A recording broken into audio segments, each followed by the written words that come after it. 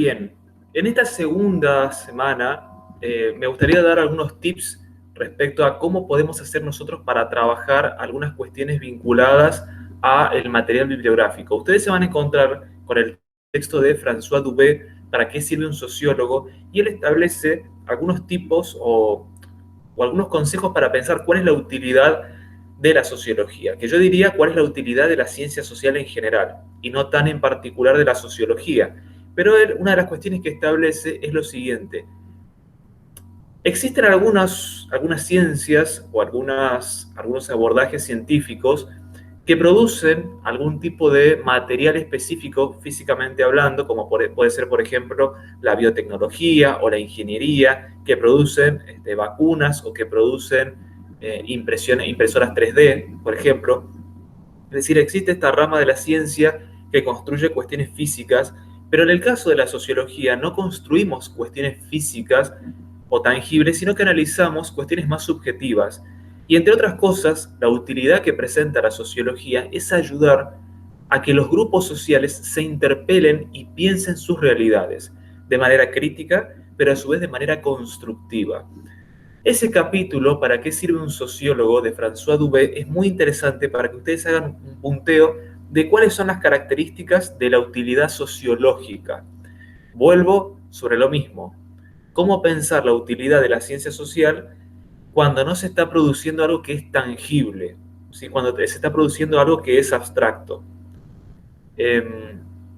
Y justamente retomando a este pensador francés, François Dubé, y esta idea de pensar o sospechar que la sociología puede llegar a ayudar a los grupos sociales a pensar sus propias realidades y a cuestionarlas, nos lleva también a pensar cuáles son los problemas sociales actuales que estamos atravesando y donde se podría imponer la mirada sociológica.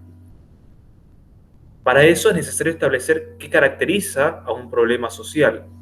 Un problema social presenta algunos tips o algunas esencias que son fundamentales. En primer lugar, para que sea de carácter social un problema, tiene que afectar a mucha gente. Si un problema afecta a un grupo muy reducido, no es un problema social, es un problema más bien individual o particular.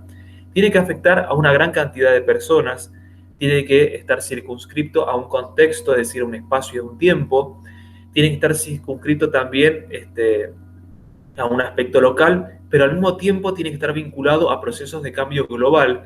Esto lo dice muy bien Giddens en el capítulo 1 del libro de Sociología, que también lo tienen que leer. Allí establece Giddens, sociólogo inglés, establece algunos tips fundamentales que hacen a la mirada sociológica.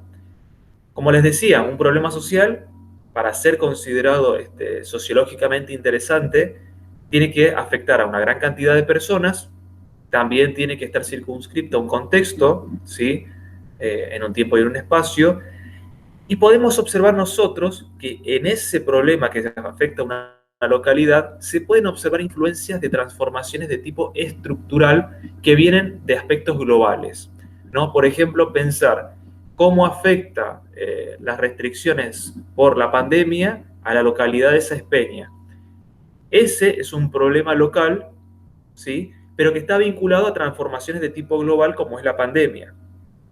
Ese es el ejercicio que hace la mirada sociológica. Intenta explicar problemas sociales que ocurren en una localidad vinculándolo a transformaciones de tipo global. Y otra de las características es que un problema social, para ser considerado sociológicamente relevante, tiene que ser presentar algún tipo de importancia o de relevancia en la temática, ¿sí?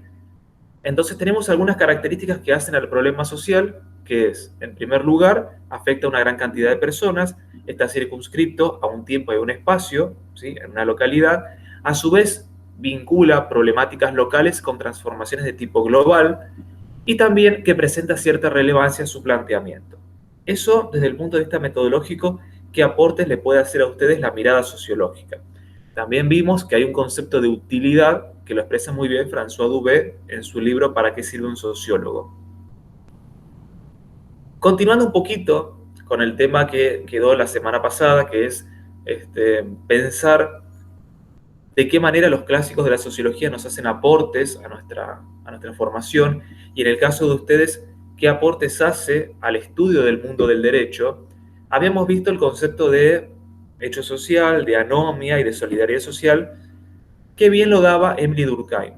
Ahora, existieron otros autores clásicos que también analizaron las realidades sociales, y uno de ellos fue Max Weber, sociólogo alemán del siglo XIX, que él decía, la sociología no tiene que estudiar solamente hechos sociales, como decía Emily Durkheim, sino que también tiene que estudiar acciones sociales.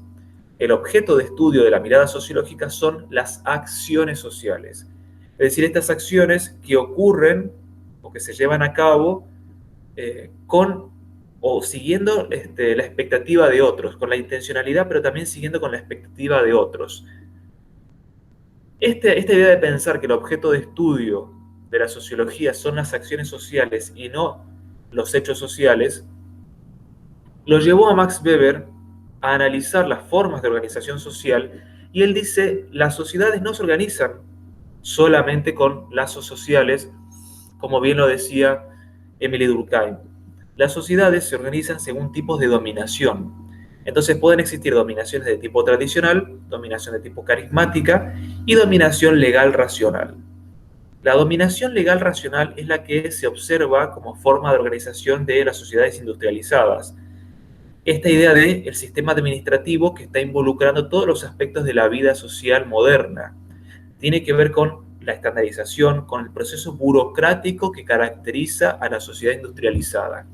Esa es la forma de dominación legal racional. Justamente Max Weber, así como Emily Durkheim, decía, bueno, la anomia es el problema social principal que atraviesan las sociedades europeas del siglo XIX.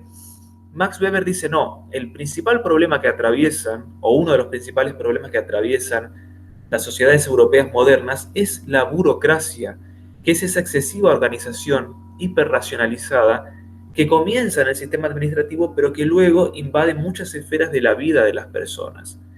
En el siglo XIX, Max Weber lo que hace es dar nombre a esta organización excesivamente racional, que ya rozaba lo irracional, caracterizada por una gran cantidad de rigurosidad y de aspectos muy metódicos para llevar a cabo los procesos administrativos.